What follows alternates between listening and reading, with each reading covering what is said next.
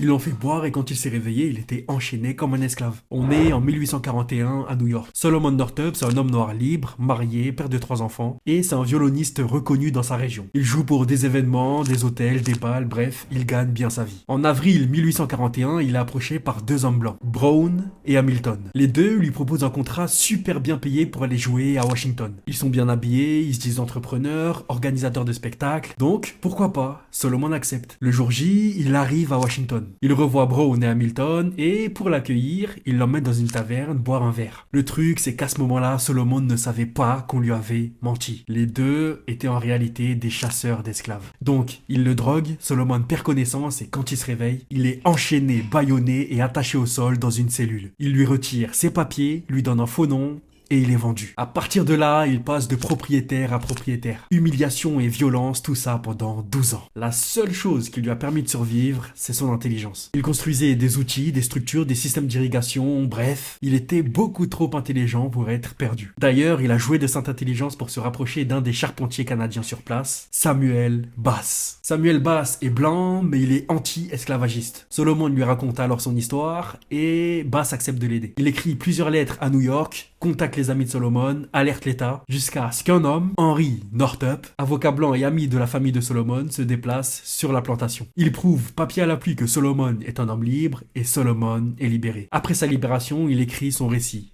12 Years a Slave, un livre qui deviendra d'ailleurs une arme politique contre l'esclavage.